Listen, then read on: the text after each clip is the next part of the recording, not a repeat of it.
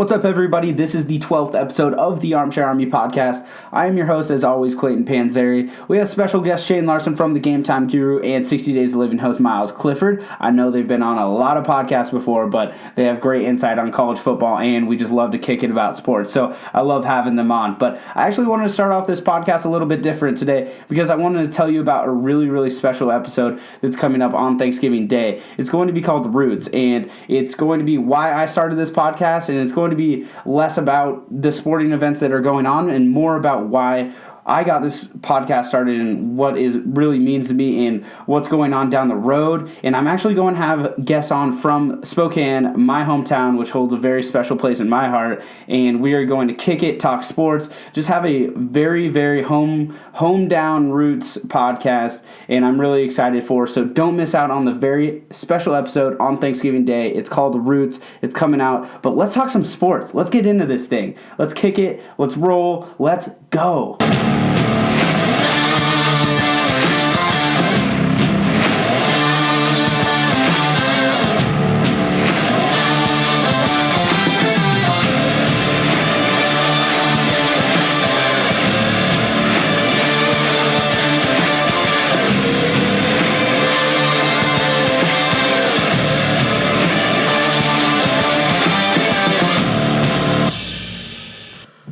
Welcome to the 12th episode of the Armchair Army podcast. We have Myles Clifford, 60 Days of Living host, and Shane Larson, the Game Time Guru. Boys, what's up? What's up, man? We're like on 25% of your episodes. Yeah, dude. Man. You guys are claiming royalties at this point. Yep, that's right. And so we got like a bunch to get to, but we had like a really funny talk today that I want to get to, probably not as in depth, but we had the turnover prop talk. Yeah. So we went into it a little bit, but like we're gonna stay straight and narrow a little bit. So turnover chain, Boise State belt, Tennessee garbage can. What's your favorite? Mine? Not out of those. You can pick any one. Like I think UCF has like the board. That stupid board they wrote. Yeah, the plank. That was like a super small school. Yeah. Honestly, like Kennesaw State. I'm not a fan of it at all. Like I hate that crap. Like it brings an element of wrestling, and I hate wrestling. Like, I hate the championship belt. I hate the chain. Go out there, do your damn job, come off the field like a man, get a drink of Gatorade, go back out, kick some ass. Like, I hate the chains, dude. I hate the garbage can. I hate that crap. Dude, I love the chain. I love the chain. Dude, I hate that it's like garbage, the U man. is back. Like, it makes me feel like they're like That's what I was gonna say. I was like, yeah. I was gonna say I love that the Miami is like got that swag back to them like they used to have. You think a chain brought that swag back? No, but it's like they've got the little swag, yeah, the Catholics versus convicts kind of thing from 30 for 30. That's what it feels like. It's getting back to that era. They've got this little swag coming back to South Beach. I don't know. I'm kind of digging Can't it. wait because then it's gonna repeat itself 4 more years. All the allegations. Yeah, so it's gonna be. Oh, I'm pumped Great, for it. but the chains are great. You gotta live in the moment, Myles.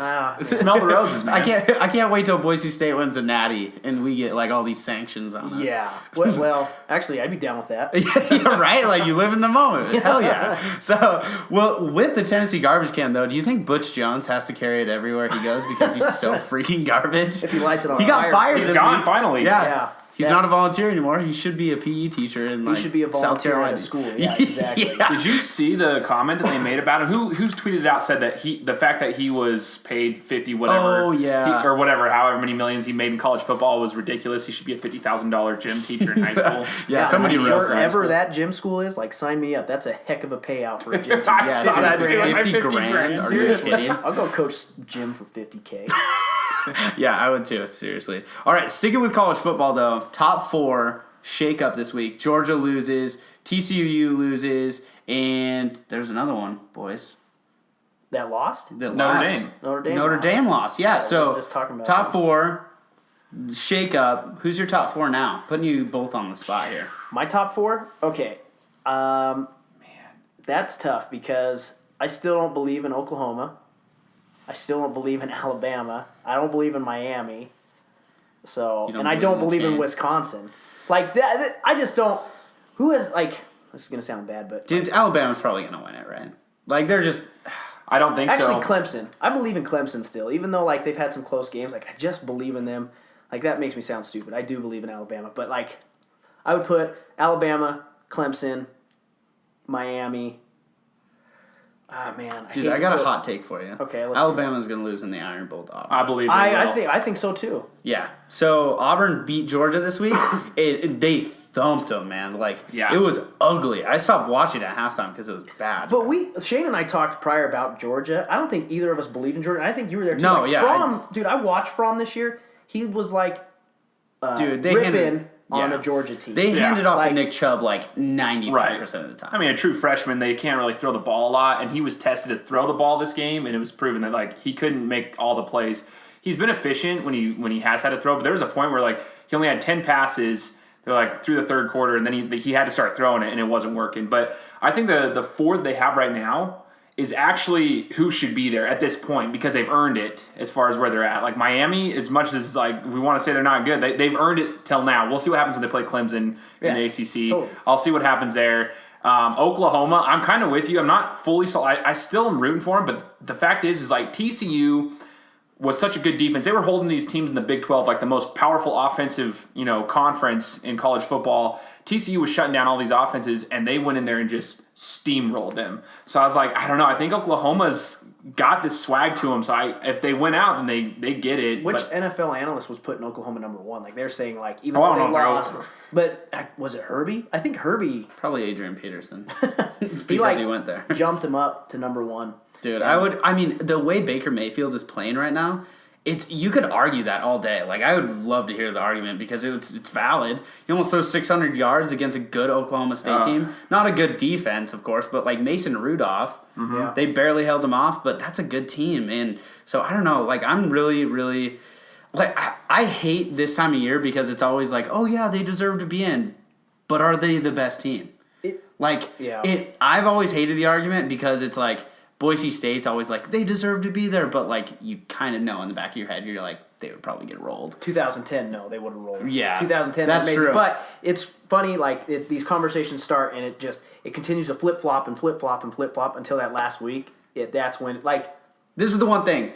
College football always figures itself out. It does. ACC championship, Big 12 championship, Big 10 championship, it all figures itself out. So, we can talk about college football, but at the end of the day, you figure out, these are the top four teams. There may be, a fifth, sixth team in there that, could make it, but, overall, this is your resume, this is what it is, you hand it over. So, sticking with college football, though, Boise State, they might not even have to win this weekend with 2 games left in conference to be in the Mountain West Championship game. Yeah. Do you think they're going to win this weekend? I think they get the win on the blue. I think they get the redemption game. They've lost 3 straight to Air Force, right? So, this...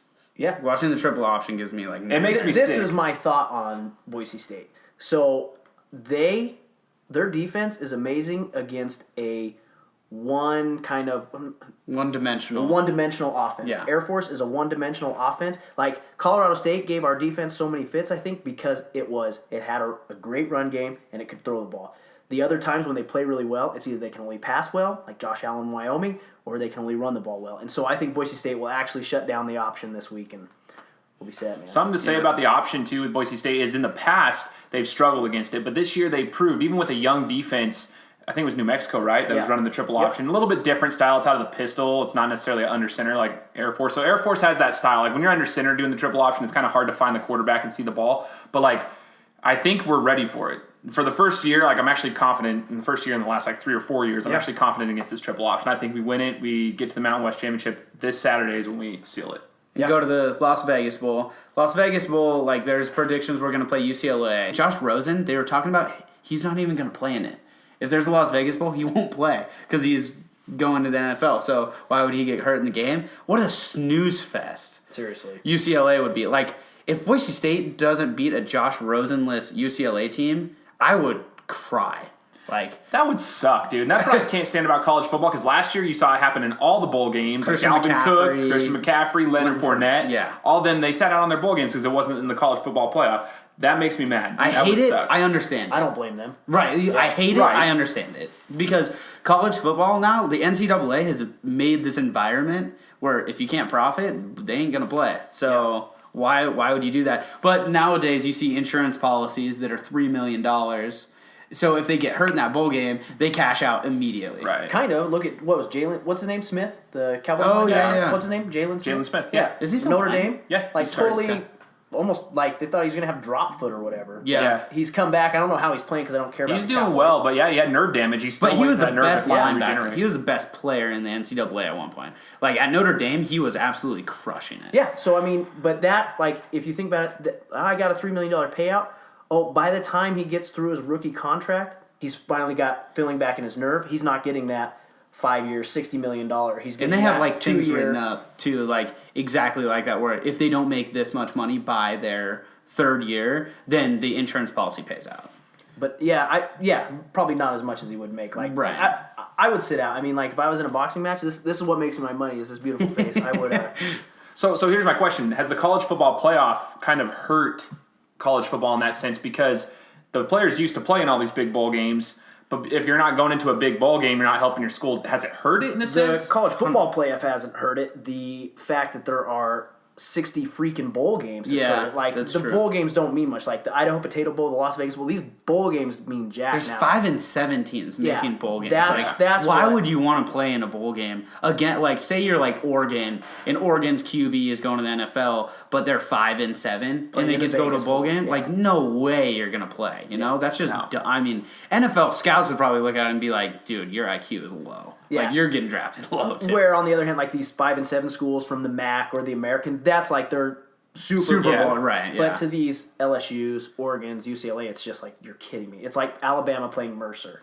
Nobody cares. Yeah, Right. seriously. So going with, like, we talked about Baker Mayfield and Heisman talk. Who is your Heisman right now? Because Saquon Barkley's kind of dropped out, and Bryce Love is up there. The Khalil Tate from Arizona is like a November Heisman right now. Like, he's absolutely crushing it. 19 TDs in the past 4 games. So who's your Heisman right now? I'm taking Mayfield, man, and I talk about this on my podcast coming up on Friday with Andrew Ferrasi because Mayfield, something Nice that Ferrasi plug. said. Shameless plug. plug. Ferrasi actually says that he made a good point. The difference between like Mayfield and like Manziel was the fact that Mayfield makes his receivers better, whereas Manziel, when he would just throw the ball up to like Evans made Manziel better at times, but Mayfield actually makes his receiving core better. And the more I've seen him progress throughout the year, he's had like 2 bad games, and I wouldn't even say they're terrible games. He's just had 2 iffy games. The rest of the year, he's just been throwing all over the field against some decent defenses as well. So that's what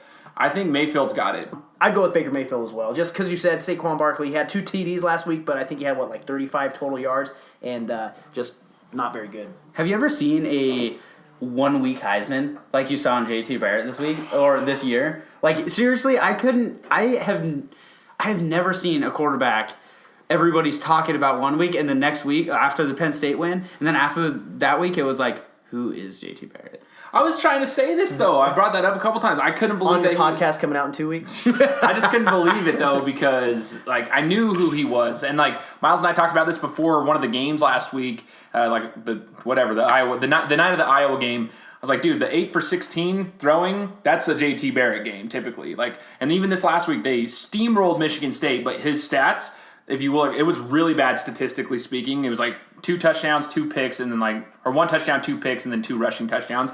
It's not that great. Like, he doesn't have those great games. It kind of frustrated me when I heard the media just hyping him up. Dude, I have one question. Where is Braxton Miller? He's with the Texans.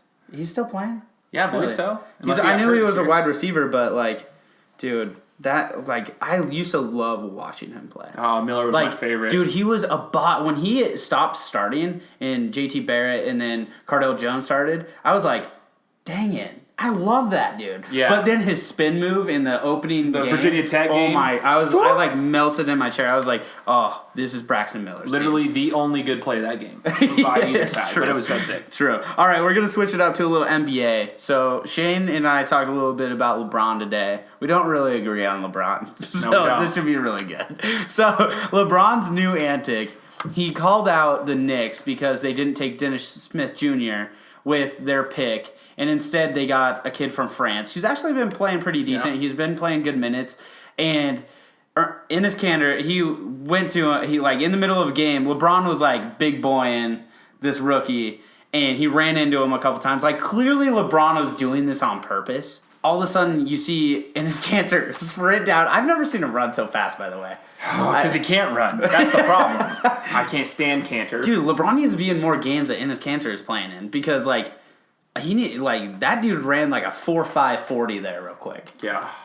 But this is the thing that bugs me about LeBron is I know he's great, and his greatness sometimes is overshadowed by this like petty BS that he has on the court and off the court. Like his Phil Jackson thing, totally valid. The like posse comment, like I got that, but like overall, you would think that such a great player like Kobe. I just feel like Kobe, like not that Kobe's the greatest player ever, but the way he handled stuff, that he was just like larger than life. So these kind of things just like flew by him. I love that about Kobe. Like he wasn't gonna like the opinions of sheep kind of deal with Kobe. I want that LeBron mentality. So here's the thing. People forget that Kobe, though, like, he had his troubles with L.A., like, right? So L.A., like, he wanted to leave L.A. He had his drama going on there, and he was about to leave L.A., and there was rumors he was going to go to the Jazz, and I did not want that. So Kobe had his moments. LeBron is in a different era. Did MJ push off? MJ pushed off. I can do a whole podcast on that myself. But here's the thing. Like, LeBron has his issues. I see that. I get why people get frustrated with him, but as a basketball player, he's phenomenal. And Enes Kanter, come on now. Like, dude, like... Here's the funny thing about Kanter. He's really good at running his mouth. He's funny when he talked to Durant last year when he's on the sideline with OKC, telling Durant, like, why didn't you do that in the playoffs? And then he goes up and he sticks up for his teammates. That is really cool. I respect that for him, but the guy sucks. Like, he gets some good numbers offensively, puts up, 20 and 10 sometimes, 15 and 10. Can't play defense. Like, don't go up to the greatest player of our era. Okay. 28 points, 16 rebounds he had the other night. He can heck? put up... Is he the only Nick that stands under the basket? Like, does he go to the other end of the floor? This dude is not good. Like, I've seen him play. For him to grab 16 boards, that means the Cavs are running like a fast break offense. That's the thing. And Enes Kanter's undersized, though. Here's the thing. Enes Kanter, he's undersized as, like, a big. He was 6'10", coming out of wherever, Turkey or wherever he's from. Undersized guy, but he was known for his rebounding. But when he got to the NBA, he got powered up by like all the big dudes, and so I don't know. I've never been a huge fan of him since he was on the Jazz, and he kind of badmouthed the Jazz when he left. But I respect him for sticking up to for his teammates. But I love LeBron, man. You gotta love him. The reason he sized him up is because he dunked on an alley oop. I respect LeBron's greatness like I respect Tom Brady's greatness. I love their greatness. I hate their personalities. They're narcissistic. I hate Tom Brady, I love LeBron. Right? See, like, I hate Tom Brady. Like, I can't stand the dude, but, like, I respect the hell out of him. And I respect the hell out of LeBron. I just cannot stand some of this petty stuff. So, but we are going to move on from the NBA. We actually had an NBA podcast on Tuesday. So, we are going to move on. We actually are going to talk some soccer. Real quick. Just for like 30 seconds, because this is weird. This is first ever appearance, breaking news, soccer news coming on the podcast. So, U.S. is out of the World Cup. They're no longer eligible, and Italy is no longer eligible either. So, U.S. had this thing today that they wanted to invite Italy and other countries that didn't make the World Cup to the U.S. and have their own cup. Biggest soccer move ever. Doing this. Like, let's just shame the biggest thing that we've got and make our own thing. Like, what is soccer doing? They're trying to make up for their inability to play. And that's I respect them for trying to come up with something because it's such a shame that Italy hasn't made it and the U.S. didn't make it. It's such a shame. Like, it's unbelievable. And, like, I did a podcast on this as well. But coming out in 3 weeks. Listen, because I don't know soccer very well. But when I had my guest on, he enlightened everybody on that. It was like, dude, soccer's so huge. The fact that the U.S. and Italy both didn't make it is unbelievable to me. So I respect it. I mean, dude, I'm not into it. Fox must be shitting their pants. Seriously. They have the rights to the World Cup. U.S. isn't in it. Italy's not in it. Like, they're losing some of the biggest names in the sport. And Fox must just be sitting there just crying because they're just losing money left and right. So I feel bad for Fox. Kind of, not really, because they. I mean, it was a smart investment at the time. They thought. I mean, it was a shoo-in that U.S. gets in. It's like the CONCACAF, like the way that it was all set up. The U.S. should have had a walkthrough right into it, and they didn't. And Italy, same thing. They bought it like 10 years ago. They probably should have invested in like youth soccer. We actually are going to get into chair talk, where we get to put one person in the chair. From which sport, may I ask? I don't know. Soccer. If we're talking about soccer, we have to go with Josh Allen. I feel like one soccer player like Freddie Adu and Kobe Jones. I think he's in a forever chair. So he's probably in a wheelchair, actually. Because he's like 19 and he was playing soccer when he was 2. Yeah, so but he got a huge $1 million Valid. contract when he was 14. Yeah. And do you then think Cody Freddie Jones. Adu's still rich, by the way? Probably not. No way. What happened to Freddie Adu? I don't Dude, know. he went over to see. He got like cut from like terrible teams. But okay, so chair talk. Who are you putting in the chair this week? Is it from any sport? We're doing any sport because Myles can't follow the rules. So, Man, do you have someone, Clayton? dude, honestly, I was kind of gonna put LeBron in the chair. Okay, put LeBron in the chair. For I being respect petty and Okay. for not overcoming his greatness. So, LeBron, you're in the chair. Stop messing with Cantor. He's below you. You're better than that. Me, I am going to put the Colorado State Rams Ooh, the whole in team. the chair. I love that. Okay. Because you're up 28. What was it? 28-3? Yeah. 28-3 and 35-10. Same thing. Like, So, and then I also want to put every Boise State fan that turned the game off because that's Dude, I Yeah. love the multiple chairs. Hell yeah. yeah. Sorry, that's too No, Like so, do you- I want do you to have hit a up. third? You know what? Hell yeah. Shane Larson for plugging his stupid show 10 times. No, I'm kidding. I love PJ Tucker.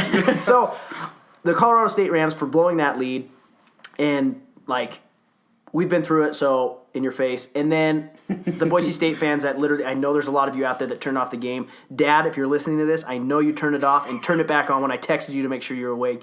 Boise State fans, you're on the chair for always being crappy. So True. What do you think the attendance is going to be this week, by the way? probably dog crap because it's going to be 30 degrees. Senior night, I'm guessing, like, what, 28,000? I think we hit 30,000 in ticket sales, but I think we have 26,000 in attendance. But It's always, what's the halftime number at? What do you think, 14? I can count. 14,000. 14, yeah. No, I think 14. Dude, that actually might be true because people love leaving at halftime. Like this didn't mean to turn into a Boise State fan bash, but man, we are the worst fans. Like, We're pretty No, bad. I agree. Like, it needs to be said. yeah.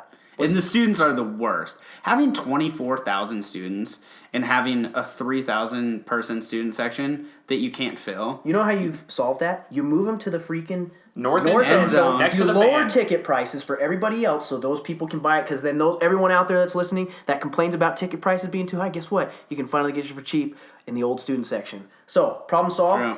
Boise State, if you're listening to this podcast, you're welcome. Dude, I also have a little tip. Guest passes that are like $45 for students. Students like want to bring other people. $45 for a student ticket to like stand with a bunch of drunk people. Stupid. $10, sell it out. Yeah. Sell out every game. Who cares? There's so many tickets that go unclaimed because they're like $100, and you're like, I'm not gonna pay that for 30-degree weather and Totally. Mediocre football for the most part. Yeah, exactly. I'm not gonna lose for the 4th year in a row to Air Force. Sorry. Yeah, We're seriously. not. We just talked about that defense. If you go back 30 minutes, Yeah. Also on the Game Time Guru next week. Shut up. wow, feisty. You see what we have to put up with, live listeners? Can I put someone in the chair? Yeah, sure. Yeah, jeez. Okay, You so gonna this last Sunday we had the toilet bowl between the Giants and the Niners. Ooh. I'm putting the Niners in the chair for winning. Yeah.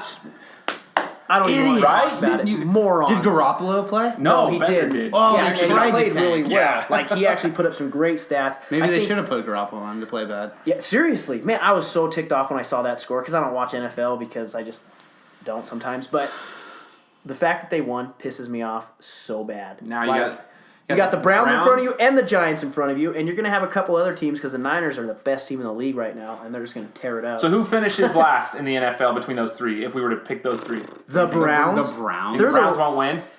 No, I don't think they'd win against Toledo. It used to be like Alabama. Dude, I don't seriously. think they beat Toledo. Deshaun Kaiser didn't beat Toledo last year at Notre Dame. I don't think they could this year. It's no the way. worst team. Myles Garrett's the only like defensive player on their team. It's And it's mainly because of his name. so stupid. Okay. All right. Well, that is Chair Talk. Guys, thanks for being on. Greatly appreciate it. Thank you guys for sticking with me through the 12th episode of the Armchair Army. Boys, we'll see you guys around, huh? All right, thanks for having you. We'll be on the 16th episode or something. Yeah, probably. Every four. Every Yeah. 4. Yeah. Cool. So, Myles Clifford, 60 Days of Living. Shane Larson, the Game Time Guru. Why don't you go ahead and plug yourself? No, Yeah, yeah. dude, you haven't yet. Dude, you haven't they- yet. Go. they've got Hurry, enough of me. Hurry, you have to.